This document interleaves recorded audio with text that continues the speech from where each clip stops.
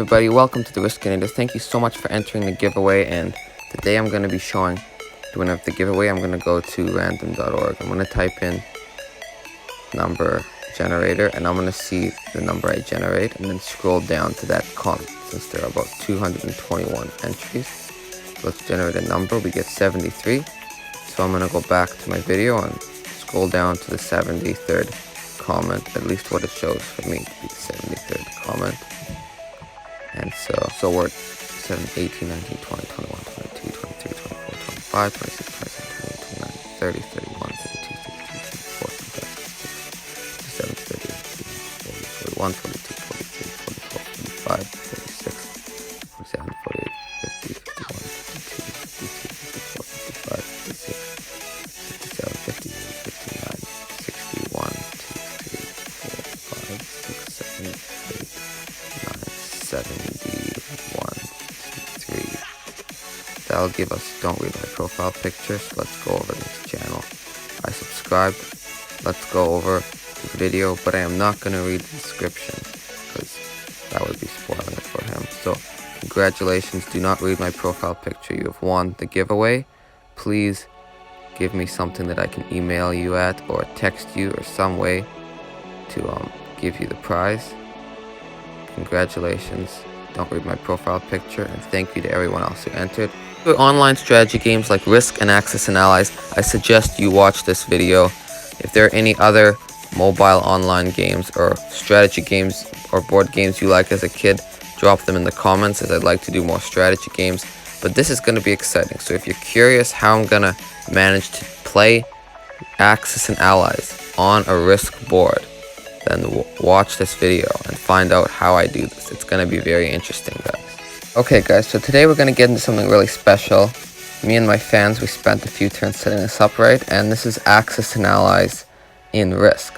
So if you don't know Axis and Allies, there are two Axis, Germany and the Japanese Empire, and three allies, the US Empire, the British Empire, and the Soviet Union. And this is based on World War II, and there are three development capitals, and the goal for the Axis for our team, me and Japan, is to take over the UK and Washington DC, which is Eastern America, and the goal for the other team would be, or if the goal for the other team would be to take over Berlin, which is what I'm on, and Tokyo, or the continent of Japan, which is what the Japanese player is on.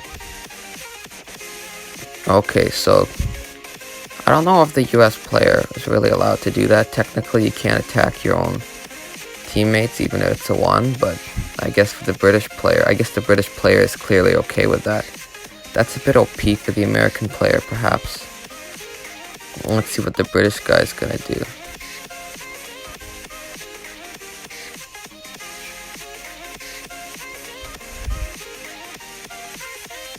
Okay, so he placed all his troops in the capital, which I think that should be a rule, that you have to place your troops on the development capital. But he did move his troops 3 places now, so I don't know if that's allowed.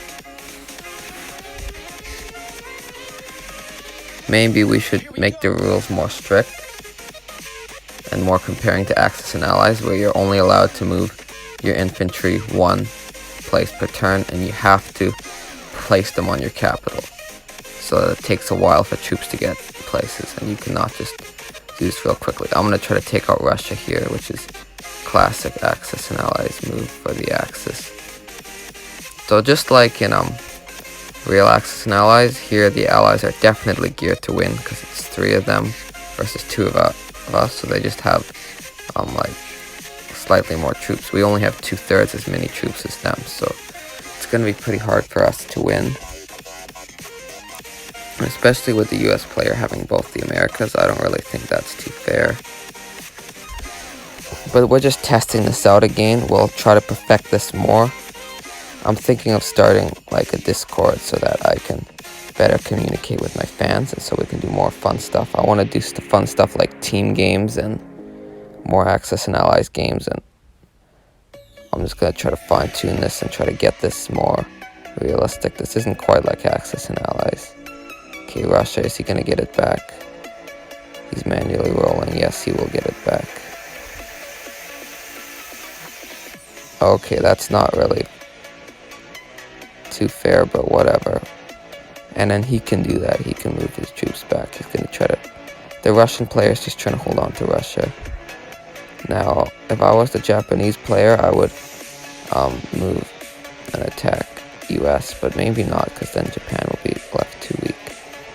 Let's see. He's probably gonna try to get the UK out of there, which I think that's pretty smart. Just, yeah, sure, get the UK out of Asia. Oh, that's terrible. You have like an army of 7, and that's terrible luck. I'm sorry, dude. So one thing I learned from this game is that US is too overpowered. So what I should do is I should not allow the US to attack its own allies, only its enemies, which means it would not be allowed to attack Great Britain's troops in Greenland and northern Canada. Also, the US placed troops in Greenland or in Iceland, which shouldn't be allowed. He should only be allowed to trade them in place them in his capital, and then move them one spot, fortify them one spot per turn. So that's kind of cheating. So yeah, I guess gotta make the rules a little more clear. I'm trying to make it as close to real Axis and Allies as possible on Risk. And I know that this can work out, so stay tuned, guys. In my next video, I can assure you that this will work out. Axis and Allies is totally playable on Risk, especially maybe if I played on like the map, the futuristic map with like twice as many territories. Let's see if I can just blitz Russia again, since, okay, I guess I shouldn't have blitzed it, but I was a bit lazy there. So I think I'm just gonna try to attack Great Britain. If I can attack Great Britain, then I can also go into the US and I can win the game. Or we, Axis, can win the game. Me and Japan, we can win the game. So hopefully I can do that. I don't know if that's possible though. It's not looking too good for me, guys, which isn't fair. I did have more troops, and in manual it should be fair. Okay, guys, so I don't see a way we can really win anymore. Now I think it's game over. I think now the Allies have won, so good luck, or I mean good job to the Allies. You guys win this game. I'm thinking, guys, let me know what you think in the comments. I'm thinking another rule could be that you're not fully allowed to take a player, because in Axis and Ally, a player can revive if another player captures the capital for them. So that's another rule I'm thinking about. I'm thinking about adding rules where you have to place your troops in the capitals. You can only move one territory per turn with your army. The capitals. So I mean, unless the developers like add a new Axis and Allies mode to it, the way we'd have to do it is you're not allowed to fully take out a player. You can take them out till they got one troop, but then you gotta leave them alive in the game so that if another player captures their capital, then they can revive. So that's the only thing. I don't think you should be allowed to eliminate players. You have to give them at least one territory. There's no way Japan can attack Great Britain. Now we've totally lost. Also, the US shouldn't be allowed to okay, Japan admits that we've lost, which is sad, because I think the US should only be allowed to move one space per turn. So it's gonna get Berlin, and then it's just gonna keep moving, isn't he? Or isn't she? That's not fair. It's gonna keep moving and take out Japan like it's nothing. So good job to the Axis. Hope you enjoyed this, and I'd like to do more of these games, so let me know if you'd like me to do more Axis and Allies on Risk with updated rules, and it will be a lot more like a real Axis and Allies.